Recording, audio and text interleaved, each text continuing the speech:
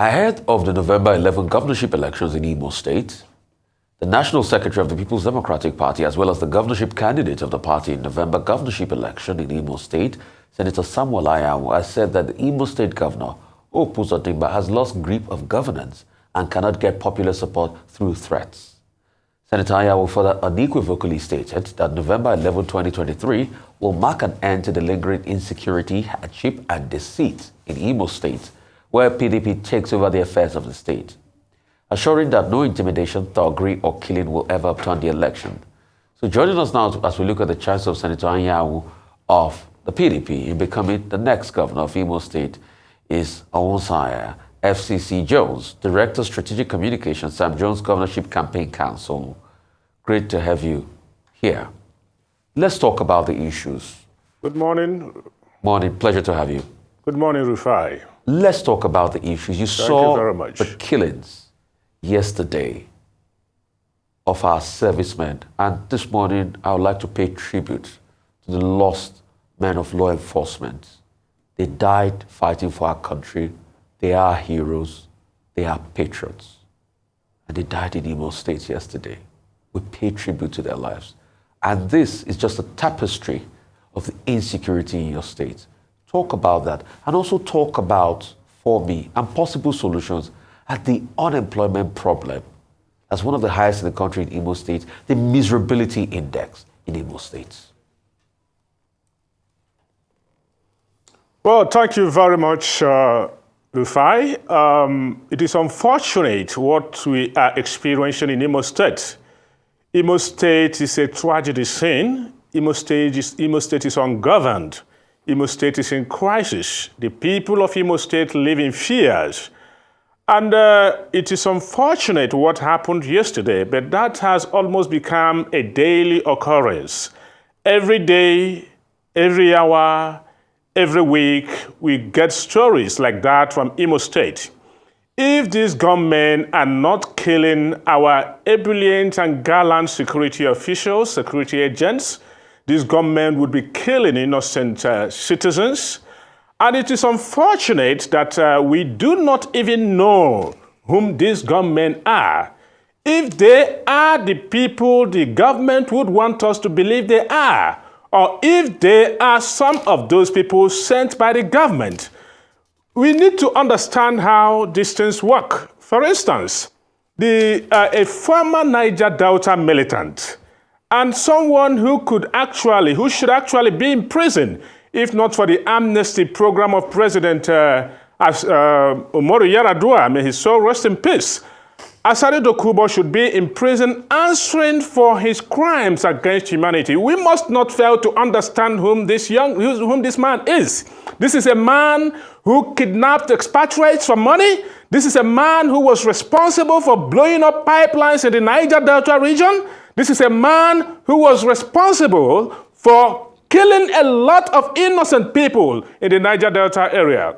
This is the same man who has come out today to claim, without any refutal from the Imo State government, that he is in charge of security in Imo State.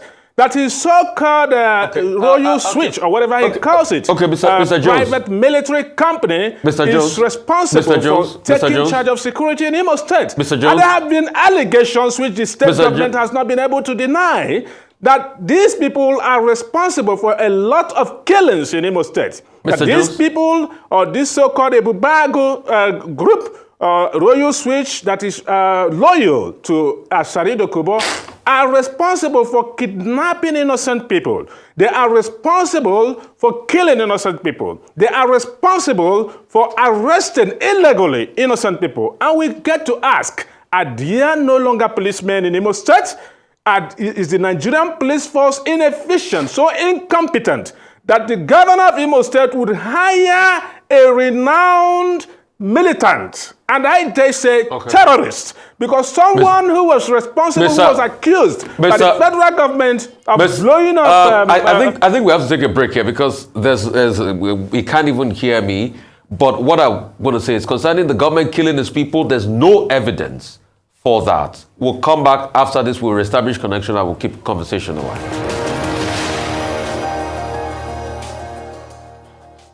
Okay, so welcome back. We still have Onwuasoanya, FCC Jones, Director of Strategic Communications, Samjones Governorship Campaign. As you were speaking, you said a couple of things as regards insecurity. At first, we just want to say there is no evidence as regards some of the claims you have made, as regards to Tsari Dokubo leading killings and also the government killing its people. But I'm talking about why we can fix the insecurity problem, 1. 2, how we can tackle the problem of unemployment that is very high in the state. 3, the problem of people are miserable, is the miserability index very high because of livelihoods not being good enough. I do not know at what point you lost me, but I have to say that Tsari Dokubo has never hidden, Mr. Jones, I have to stop you now. This interview is not about Tsari Dokubo. Tell us about Senator Anyanwu. What does he want to do? Why do you think that he should be preferred to Senator Hope Uzodinma? This interview is not about Tsari Dokubo. That's not what we're interested in, because we don't want libelous claims, okay? So please focus on your candidate that you work for. Thank you very much. Thank you very much. We have to get to the roots of the matter. I thank you. Senator Samuel Anyanwu, when he becomes the governor of Imo State from January 14, 2024, is certainly going to make sure there is security in Imo State by working with the people of Imo State. It is important for us to understand that security is not just about arms and force. Most times, the best security measures are handled with the people. When the people trust security agents, when the people are able to provide information to security agents, because these people who perpetrate these crimes, these people who are responsible for these killings in Imo State, do not fall from heavens. They come from somewhere. If they are criminals, we should be able to trust the people of Imo State to be able to provide information to security agents. But in a situation where it appears that the people of Imo State do not trust the security agents, it becomes a problem. Senator Samuel Anyanwu is hinging his campaign on restoring security, restoring sanity, bringing back prosperity to Imo State. Without security, none of this can work. And that is very clear. So when you lead a people-led security initiative, when you are the one who is voted for by the people, when the people trust you enough to be able to give you information about what is happening around your domain, it makes it easier for you to be able to restore security in the state. This is one of the major things, this is one of the major pillars of the Senator Anyanwu campaign. He's going to work with the people. Okay. He's going to align with the people. He's going to be able to get the confidence of the people. In Imo State today, the people do not have confidence in the government. That is unfortunate. The people do not seem to have confidence in the security agencies. We need to restore the faith of the people in government. We need to restore the faith of the people in security agencies. All right, Mr. Jones. In security agencies, we do not have any better people. Okay. Yeah? All right, Mr. Jones, what the people want to really hear are the plans of Senator Anyanwu to transform, not just stating the obvious in terms of what is going on in the state. You've talked about that extensively.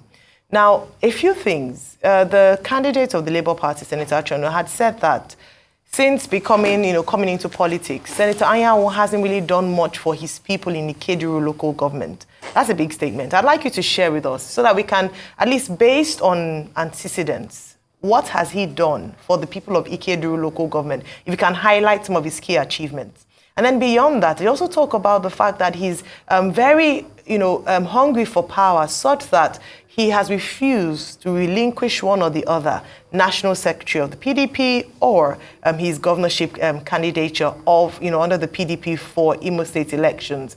Is he willing to resign one of such positions just to focus on one? But the first thing I'd like to ask you is, what are some of his key achievements for his people in the Keduru local government area, for the people of Imo State, and how you replicate that if he does become governor? Well, thank you very much for that question. I want to say that Senator Samuel Anyanwu is one of the few Nigerian politicians who has been around, who has been holding political positions since 1999 without any blemish. He started as local government chairman in the Ikedu local government area, and his legacies are there. He reconstructed markets. Most importantly, there was good security in Ikedu local government area during his time as the chairman. From there, because of his achievements, I want to tell you, if Senator Anyanwu didn't do well as local government chairman, two-time local government chairman, his people wouldn't have elected him as the House of Assembly member. He was a House of Assembly member for 2 terms. That is an evidence that his people trust him. His key achievements, from being please. A House of Assembly member key achievements, twice. Please. Key achievements. Spotlight his key achievements. That's what I'm saying. The most important achievement of any democratically elected leader is the confidence of his people. If his people have faith in him, that is the only reason why they will keep re-electing him. I do not know if you have all the time. If I start listing all the achievements he made as executive chairman, as House of Assembly member, as senator, you may need to give me 24 hours of your time if you are free to do that. But I am telling you that the most important thing in democracy is the confidence of the people. Do the people have faith in you? Do the people trust you? Do the people believe that you have done well? This is a man who has been around since 1999. And from that 1999 up to date, his people have continued to repose confidence in him because he has achieved a lot. He has provided a lot of jobs. He has given jobs to thousands of people. Mr. Jones, how many, hang on a minute. Yes. How many jobs precisely has he provided? What has he done? Precisely. Well, I will not be able to tell you the exact number, but he has given more than 500 people jobs. Just more than 500 people. In how many years has he been doing politics? In how many years? If I ask you, Mr. Oshani, how many people are in Arise TV, you may not be able to give me that information accurately. That is why I said he has given more than 500 people jobs. I am sure of that. I cannot tell you he has given 501 people jobs. But I can tell you he has given more than 500 people jobs from his time as local government chairman, from his time as House of Assembly member, from his time as a senator. Listen to me. Thank you. I'm listening. You're here to surrogate for the candidate. I'm not running for governor in Imo State. You're here to toot the horn of who is running for governor in Imo State. I've asked you precisely. You don't know how many people. Yes. You said over 500 people. What are the other things he has done? And what is his blueprint to solve the problem of unemployment? Listen to me, please, step-by-step empirical analysis of his blueprint to solve the problem of unemployment in Imo State. Thank you very much. One, the most important thing he has to do first is to be able to restore security in the state. When there is security in the state, the government will not employ everybody, but there will be foreign direct investments. Private sector individuals will come in with their investments, and there will be thousands of jobs. The first thing he has to do is to secure Imo State, to be able to tell people to come down to Imo State and invest. At present, a lot of people are departing Imo State. Many businesses are closing down. Senator Anyanwu is one candidate, one person who is able, who does not have any trouble traveling anywhere in the world. Mr. Jones, when he secures yes? So tell me the programs and the steps at which he will create jobs. After he secures the state, yes, we know securing the state is important, but tell me the steps, step-by-step analysis. Program A to create job, B, Definitely. C, D. Go ahead, sir. Thank you very much.